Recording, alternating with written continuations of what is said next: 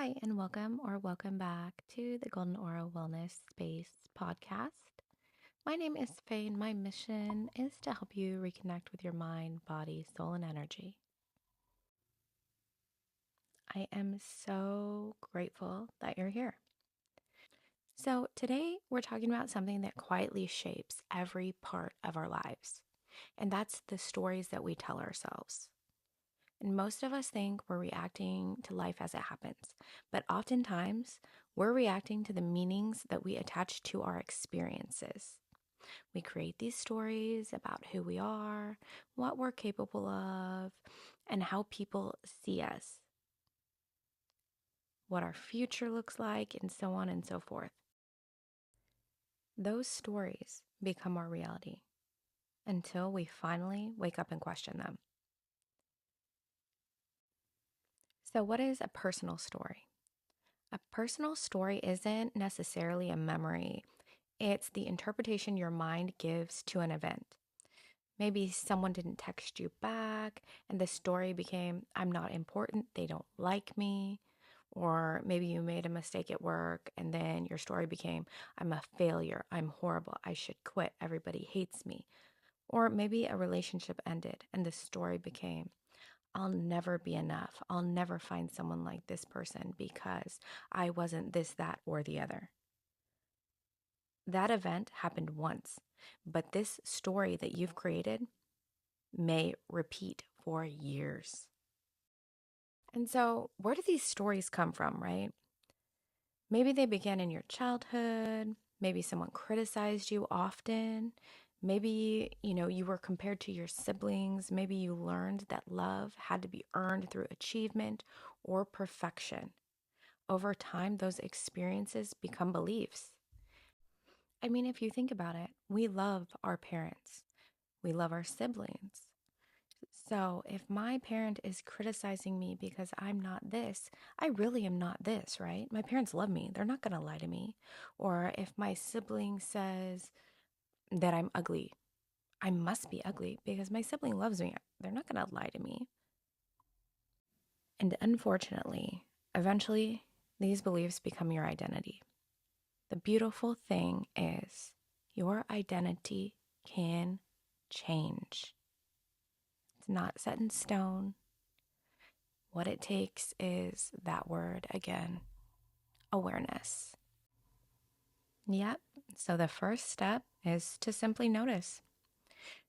Throughout your day, ask yourself, what story am I telling myself right now? Not what happened, not what the other person had said, but what meaning am I giving to this particular situation? Awareness creates choice. Without awareness, we live in autopilot. And your energy follows your beliefs. Believe me. So if you believe you're not good enough, your body often reflects that. I've said this once, I've said this a million times. If you think you can do something, probably you can. If you don't think you can, probably you can't. If you believe that you're not good enough, you will never, ever, oh goodness, hear me when I say this, you will never be good enough. If you believe that you are the best thing since sliced bread, oh, girls and boys, you betcha you are going to be the best thing. And just by the way you show up into a room, you will have people eating out of the palms of your hands. But when you believe that you're not good enough, you're going to reflect that. You may shrink yourself. You may dim your light to avoid the shine. Like, how sad is that? Avoiding opportunities that should be yours. You worked hard for those opportunities. You're the best candidate, right? You may, walk around all tense in your shoulder, feel anxious about speaking. Your energy isn't betraying you. It's responding to your own mind, to your own beliefs. And when your beliefs begin to change, your energy will change too. So here's an exercise. Think of one belief that you've carried for years. Could be, I'm not good enough. Now, I want you to ask yourself, is this absolutely true? And just by asking yourself that one question, you should get an answer. If you don't get anything, what I want you to do is place one hand over your heart, one hand over your belly button.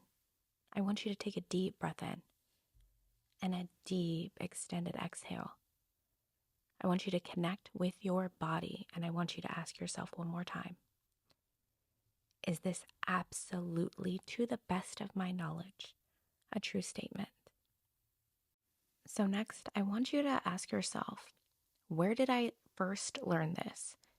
Where is this coming from? And again, I want you to sit in silence with yourself, and you are asking your body, you're asking your mind, you're asking yourself as a whole, where did this come from?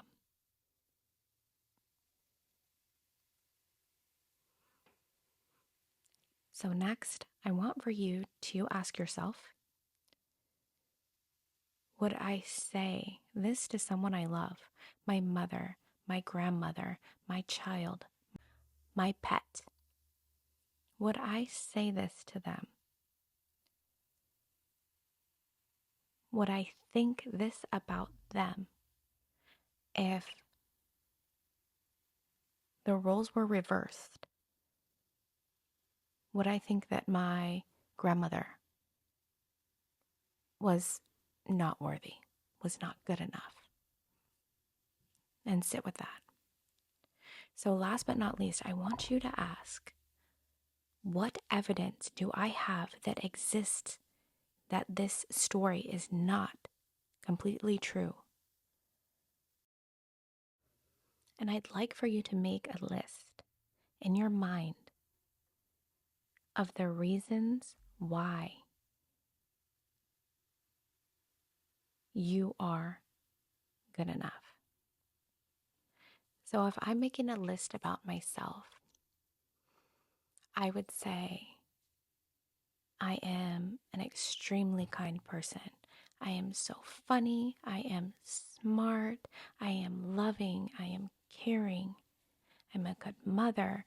And so what you're doing is you are rewiring your brain. So instead of looking for facts to back up that we're not enough, we are flipping that script and we are now looking for facts that we in fact are enough. We're going to squash that. We are going to completely obliterate that story that in our mind has come to be truth. And you don't have to force any new beliefs today. I'm not trying to, stress you out. This is not what this podcast is for. But I want you to simply become willing to question the old one, the old story that we tell ourselves. And so we want to start rewriting our script, rewriting our story, just upgrade or update our beliefs, right? No harm in that. So I want to start by changing the way that we speak to ourselves. And it can be hard, but it can be extremely, extremely easy. And it makes a huge, huge impact. So instead of saying, I'm always failing, I want you to try and say, I'm still learning. Instead of saying, I'm behind, and try saying, not everyone's path is the same, and that's completely fine.